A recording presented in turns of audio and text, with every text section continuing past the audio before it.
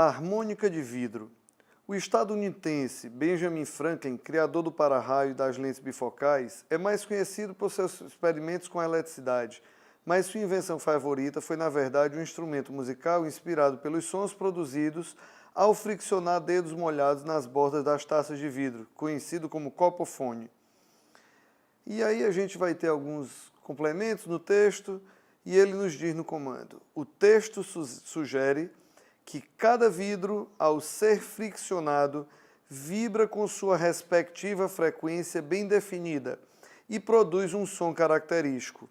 O fenômeno ondulatório essencial para o funcionamento da harmônica de vidro é, dando uma breve refletida, bem rápida, de forma bem objetiva, a gente poderia lembrar de um daqueles filmes antigos como A Ponte do Rio Kwai, onde, quando os soldados iam atravessar a ponte, pediam para eles saírem de forma. Por quê? Para que aquelas ondas que eles ficassem emitindo não provocassem uma superposição e um aumento de energia.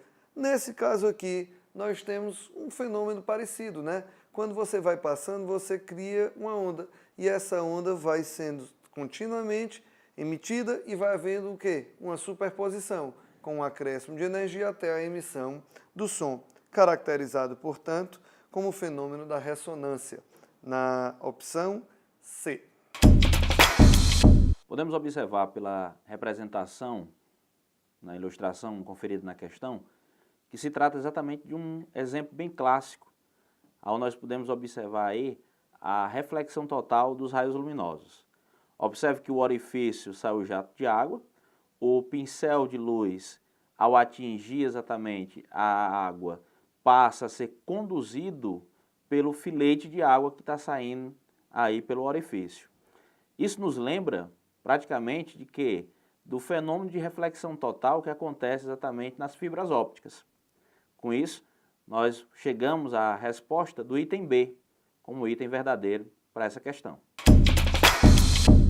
Uma pessoa leu um texto que citava interferências de ondas.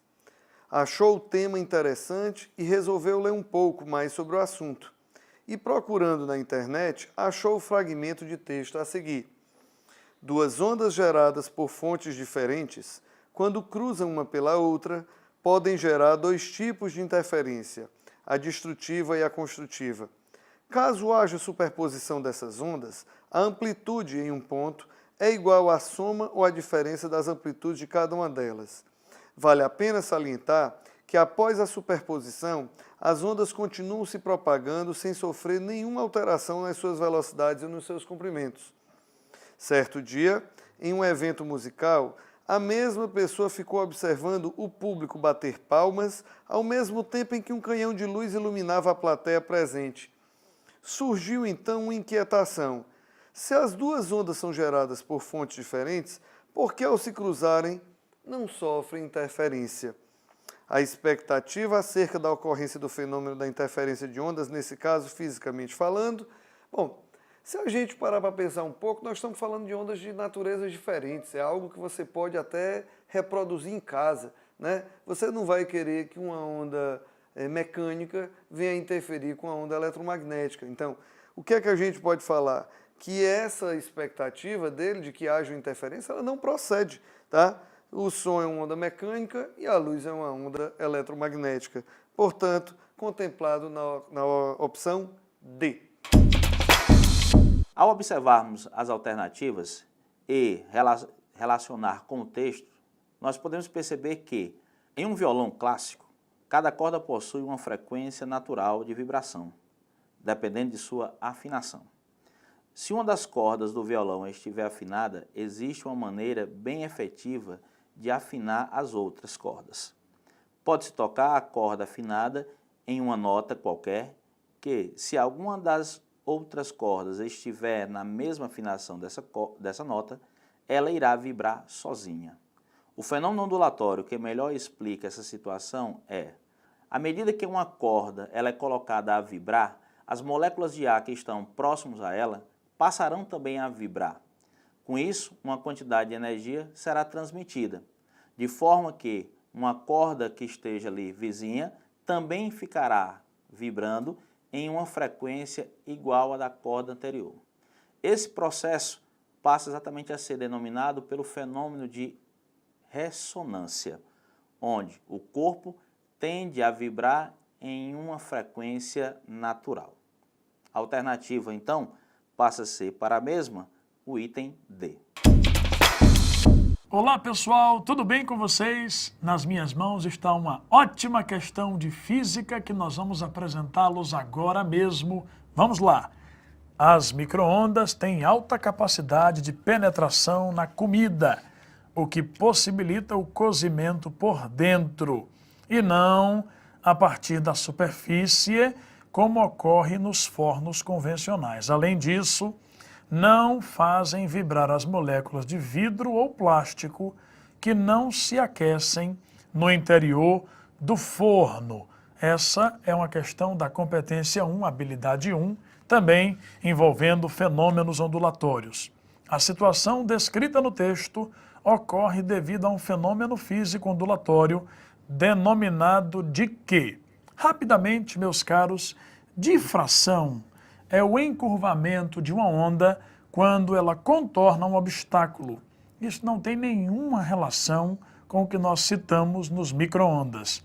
Interferência, o que está na letra B, é quando uma onda encontra no seu caminho outra onda. Então uma se chocaria com a outra, gerando a interferência. Também não há nenhuma relação disso no texto. Reflexão é quando a onda incide numa superfície e volta a se propagar no mesmo meio, mantendo a sua velocidade. Refração é quando ela altera a velocidade ao atravessar de um meio para o outro. Perceba que, conhecendo os fenômenos, não houve nenhuma relação de qualquer um desses quatro aqui com o micro-ondas. Agora, a ressonância, que é a resposta correta, tem a ver exatamente com vibrações de mesma frequência. No caso de um forno de micro-ondas, ele emite vibrações com a frequência igual à da água, para que alimentos hidratados possam ser aquecidos. Portanto, ressonância é quando duas fontes vibram com a mesma frequência, permitindo, portanto, que haja essa sobrecarga de energia. Meus caros estudantes, então, essa é uma questão cuja resposta correta é a alternativa E de escola, minha gente. Um grande abraço, bons estudos e até a próxima. Tchau, tchau. A questão fala a respeito das tatuagens, que já são costumes antigos nas populações marcar o corpo. No entanto, as tatuagens permanentes, elas não podem ser retiradas. E a questão interroga exatamente o porquê que essas tatuagens elas se tornam permanentes quando o pigmento é introduzido na pele. A nossa pele ela é formada por duas camadas, a mais externa por tecido conjuntivo e a mais externa por tecido epitelial e a mais interna por tecido conjuntivo, que é a derme. Na derme existe uma grande quantidade de matriz celular, uma grande quantidade de células, espaço entre as células e muita matriz intersticial, o que faz com que essa camada ela não se renove com muita frequência, além das fibras, dos vasos sanguíneos e dos nervos. Como essa camada não se renova frequentemente, então os pigmentos introduzidos na derme por conta dos processos de tatuagem permanecem por mais tempo, o que torna a alternativa D o gabarito da questão. A questão fala sobre o transporte de substâncias por meio da membrana plasmática, citando como exemplo uma célula de intestino, onde na região apical ocorre o cotransporte de sódio e glicose e na membrana basolateral, transporte ativo, que é a bomba de sódio e potássio, que transporta ao mesmo tempo sódio para fora e potássio para dentro da célula. Baseado nessa questão, ela pede que seja dito, caso a bomba de sódio e potássio não funcione, o que acontece com a concentração de sódio e glicose. Considerando que a concentração de sódio tem que estar maior do lado de fora da célula do que de dentro, e esse transporte é contra o gradiente de concentração, a bomba de sódio e potássio, portanto, empurra esse sódio para fora e o potássio para dentro ao mesmo tempo, gastando a energia da célula. Já o transporte de glicose e sódio para dentro da célula, ele é passivo, não gasta energia, e os dois fazem, e ocorre esse transporte ao mesmo tempo. No entanto, caso a bomba de sódio e potássio não funcione, o sódio vai entrar por difusão, mas não vai ser posto para fora pela bomba de sódio e potássio. Resultado disso, a concentração de sódio e glicose dentro da célula tende a se estabilizar, reduzindo, portanto, a entrada dessas duas substâncias na célula. Dessa forma, a alternativa correta é a letra C. A questão afirma: homem mais gordo do mundo morre no México aos 48 anos. Bem, o Manuel Uribe chegou a pesar 394 quilos e já chegou a ter o peso de 597 quilos em 2007. Bom, eu lembro que se a obesidade é uma doença crônica de longa duração, ela pode causar comprometimentos orgânicos devido aos ateromas, ou seja, ao acúmulo de gordura na corrente sanguínea, o que pode trazer graves danos metabólicos, como a deficiência da oxigenação das diversas células dos diversos tecidos, comprometendo inclusive a pressão do indivíduo. Bom, a obesidade, sempre pelo consumo de calorias da alimentação, além do que o indivíduo pode transformar, pode ter como resultado final o acúmulo de gordura nos vasos sanguíneos, o que pode ter comprometido seus batimentos cardíacos, prejudicando o oxigênio para o fígado, um órgão multifuncional, e assim prejudicar também o transporte de nutrientes, o que pode ter levado a óbito. Inclusive, gostaria de adiantar que não apenas a alimentação à base do lipídio propriamente dito, mas o carboidrato também, quando em excesso, a glicose pode percorrer uma via secundária e acabar culminando com a produção de lipídios. Bom, portanto, pelo que está exposto, o item correto é a letra A. A questão trata de adaptação de plantas a determinados tipos de solo relacionada a uma relação ecológica. As plantas obtêm do meio as substâncias básicas e específicas para que suas reações bioquímicas possam ocorrer naturalmente, promovendo então o seu crescimento e o seu desenvolvimento, ou seja, o seu aumento de tamanho durante a vida e as diferenciações celulares. A partir da luz, CO2 e água sintetiza seus carboidratos para que possa desenvolver seus processos que demandam energia, mas utilizam do solo as substâncias inorgânicas essenciais ou os elementos essenciais, tais como o fósforo, o qual eu poderia classificar como um macronutriente.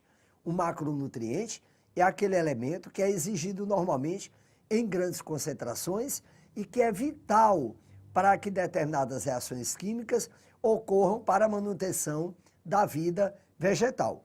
O fósforo, por exemplo, ele é requerido normalmente em uma quantidade equivalente a 1000 miligramas para cada quilograma de massa seca. Isso significa dizer que, se um solo tropical apresenta carência de fósforo, como é que uma planta vai se adaptar a essa condição? É o que indica a nossa questão, a qual afirma que solos tropicais costumam apresentar carência de fósforo. Assim, uma adaptação comum em plantas dessas regiões é a associação de fungos micorrízicos. Lembro que uma micorriza é uma associação de fungo com raiz, normalmente de leguminosas, e crescem esses fungos em suas raízes, facilitando a absorção de água e nutrientes do solo, em troca de matéria orgânica proveniente da fotossíntese das plantas. Perceba que, na imagem, nós temos uma angiosperma dicotiledônea, a qual a micorriza está ausente.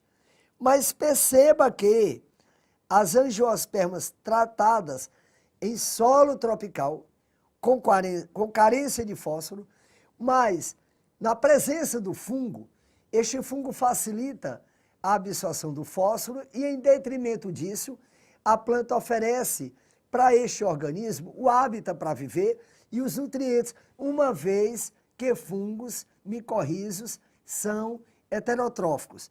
Então a questão indica o seguinte: Com base no texto e na imagem apresentada, a interação descrita é: estamos tratando de um mutualismo, ou seja, no qual ambas as espécies são favorecidas de forma obrigatória. E, portanto, o item correto é a letra C. É importante que você perceba 2 detalhes. Primeiro, na questão, a coexistência é obrigatória, mas na natureza, o mutualismo pode ser também obrigatório para pelo menos um dos indivíduos envolvidos na relação. E o mutualismo tradicional, ele é naturalmente denominado de mutualismo obrigatório, enquanto que a protocooperação, ela pode ser também denominada de um mutualismo facultativo. Ele vai abordar o processo de tratamento da água, mais preciso no processo de cloração. Quando você analisa o comando da questão, ele diz o seguinte: como a melhor eficiência do processo ocorre quando a concentração de íons hidróxidos é de 10 a menos 9 mol por litro, depreende-se que, observe o seguinte, se eu tenho que a concentração de hidroxila é 10 a menos 9, então o pOH vai ser igual a 9.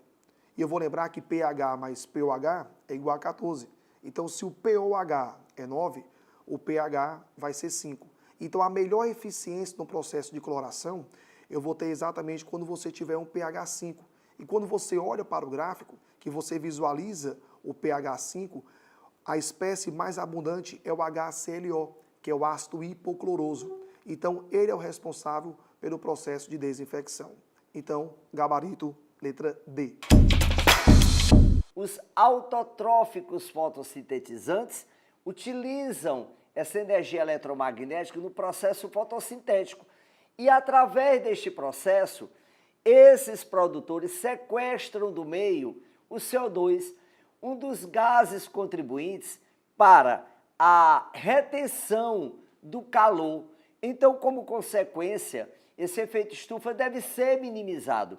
E a questão quer saber qual das opções você poderia utilizar para minimizar o efeito acelerado do aquecimento global provocado por ações antrópicas, ou seja, por ações humanas. Eu deveria assinalar a letra C, que sugere um reflorestamento maciço, como também diminuir o consumo de produtos que contenham clorofluorcarbonetos. Portanto, é a letra C. No seu enunciado, ela cita o seguinte: a fotossensibilização é um processo em que as moléculas transformam energia luminosa em reatividade química. O mais conhecido produto desse processo é o chamado átomo reativo, com o elétron desemparelhado. Altamente reativa, essa molécula induzida pela UVA pode também ter efeitos deletérios para as células. No comando da questão, ele cita o seguinte: com relação às moléculas orgânicas expostas a esse tipo de radiação, pode-se afirmar que, ora, a onda eletromagnética do tipo ultravioleta, ela apresenta um alto conteúdo de energia, e ela está após o violeta, ou seja, ela não está dentro do espectro visível. E como ela apresenta um alto conteúdo de energia, ela permite um procedimento que nós chamamos de quebra homolítica, ou seja, uma cisão homolítica, onde na quebra dessa ligação, você vai ficar com um elétron para cada um dos átomos. Consequentemente, eu tenho a formação de uma espécie química com um elétron desemparelhado, ou seja, uma espécie química de alta reatividade e de alta instabilidade. Como item correto, temos a letra E. A questão apresenta 2 textos. O primeiro que fala da ameaça do aquecimento global à biodiversidade das espécies, que há uma redução na biodiversidade por conta das adaptações que os seres vivos não possuem a essa mudança climática com o aumento da temperatura, e aborda um outro texto que fala sobre as barreiras geográficas que surgem, impedindo a migração de um grupo de lepidópteros. Como eles não migram, eles continuam se reproduzindo e aumentando a sua população em apenas uma região geográfica. E apresenta também um gráfico com 2 linhas, dos quais ela quer saber qual delas 2, linha A ou B, representam a capacidade de suporte desse ambiente. Na linha A, os seres vivos oscilam sua reprodução, momentos de maior reprodução, momentos de menor reprodução. até que em torno de 7 anos depois, essa reprodução ela passa da capacidade de suporte do ambiente, chegando a um pico muito elevado e seguido de um decréscimo até chegar à sua extinção. Por conta disso, a linha A representa a capacidade de suporte, onde os seres vivos conseguem sobreviver, tendo seus recursos e também reproduzindo. Portanto, a alternativa da questão, letra E. Ela vai abordar uma propriedade que nós chamamos de umectante, ou seja, a capacidade em reter umidade, ou seja, o processo de higroscopia. Quando você trabalha a molécula da glicerina, ela é um triol, ou seja, eu tenho a presença de 3 hidroxilas. E isso permite, com a água, a formação das ligações de hidrogênio.